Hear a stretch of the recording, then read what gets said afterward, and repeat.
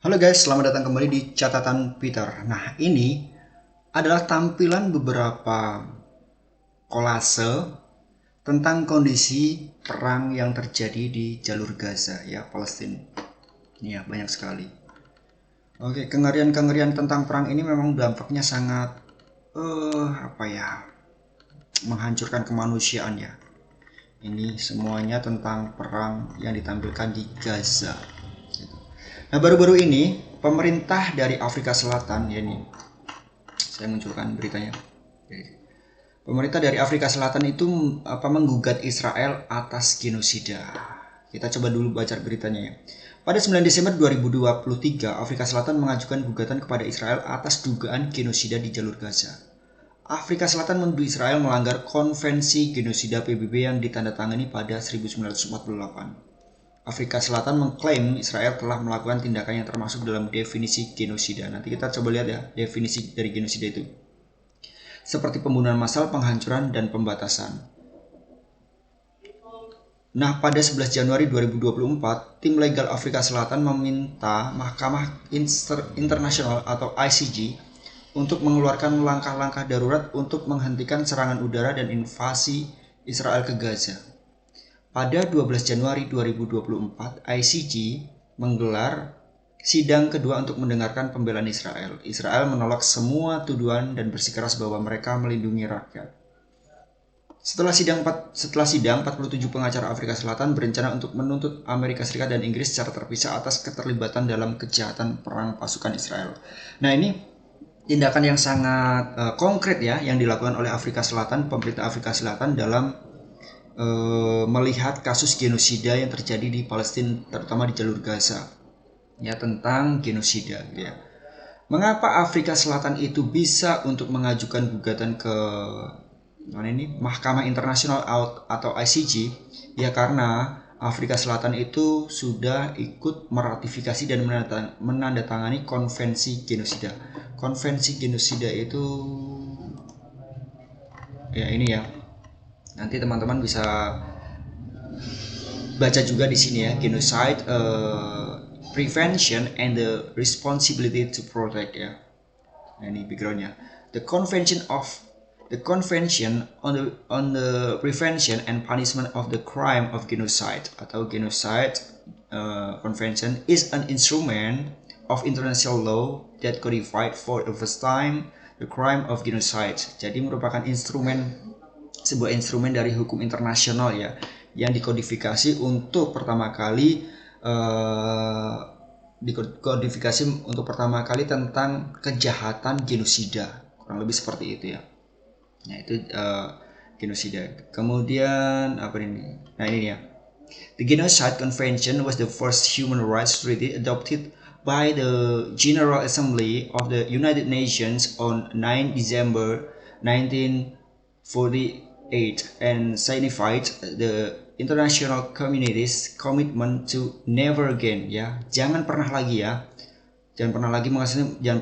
untuk melakukan tindakan genosida seperti itu. After the atrocities committed during the Second World War ya. Jadi setelah Perang Dunia Kedua ya. Jadi ini ya kurang lebih seperti ini ya pengertian dari konvensi genosida ya. Nanti teman-teman bisa baca sendiri sini. Kalau definition of the crime genocide ya, ini tadi saya buka di sini. Ya.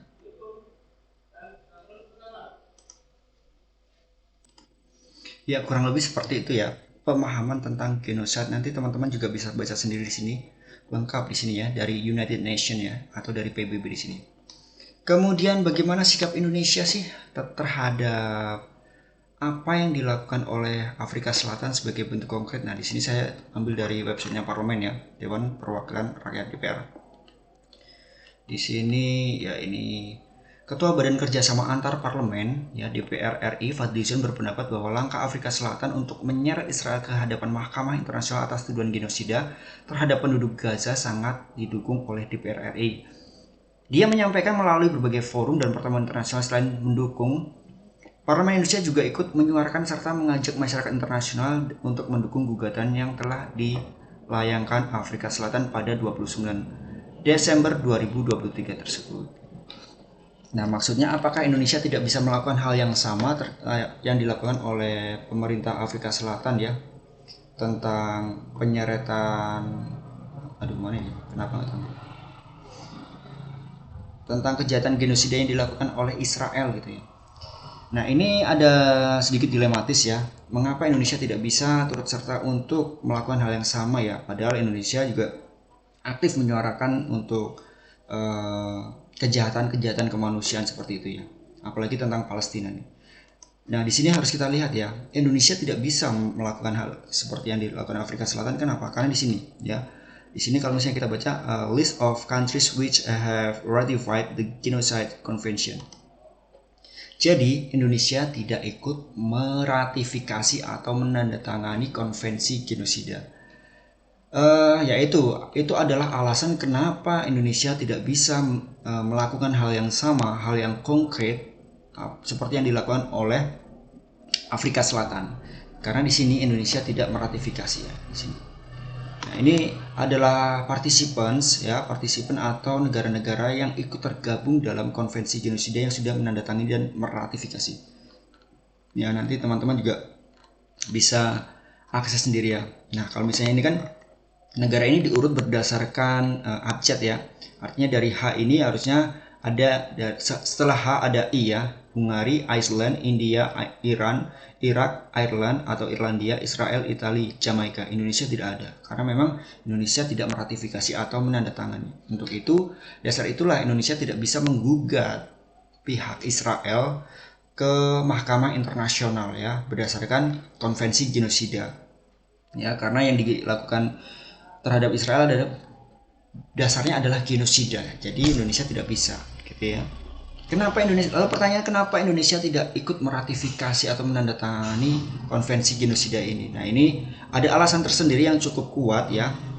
Kenapa Indonesia tidak meratifikasi? Sebenarnya sebuah dilema ya untuk Indonesia. Tapi untuk itu mungkin akan saya bahas mungkin ya di dalam video yang lain gitu ya. Oke, terus ada apa lagi sih ini? Ini tentang beritanya dari DW ya. ICJ mulai sidang gugatan genosida perang Israel Hamas. Nah, ini ya. Afrika Selatan meminta Mahkamah Internasional untuk mendesak Israel hentikan operasi militernya di jalur Gaza. Sementara Dewan Keamanan PBB mendesak Houthi hentikan serangan terhadap kapal-kapal di Laut Merah. Jadi ada selain dari di jalur Gaza, ternyata kita juga geopolitik juga sedang mengalami konflik ya, eskalasi di Houthi ini. Ya, di Laut Merah maksudnya ya. Mahkamah Internasional atau ICJ yang ada di Den Haag, Belanda akan memulai sidang dengar pendapat selama 2 hari pada Kamis 11 Januari. Sekarang sudah tanggal 22 ya.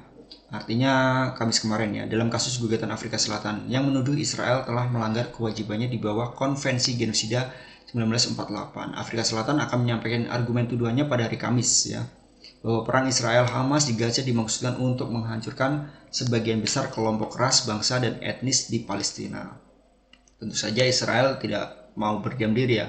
Israel memilih untuk membela diri atau membantah atas tuduhan tersebut dan akan diberi kesempatan pada hari Jumat 12. Pada hari Jumat berarti kemarin ya, setelah tanggal 11, tanggal 12-nya Israel baru diberi kesempatan untuk mengajukan keberatannya gitu. Ya, kurang lebih seperti itu ya. Nah, semoga apa yang terjadi di Gaza, di Palestina, krisis kemanusiaan, konflik genosida yang terjadi di jalur Gaza segera diselesaikan ya, karena bagaimanapun juga penghancuran atau genosida ini sangat-sangat tidak layak gitu ya, sangat tidak layak. Ini kejahatan kemanusiaan, semoga segera dihentikan. Oke, itu dia beberapa cuplikan dari apa yang terjadi di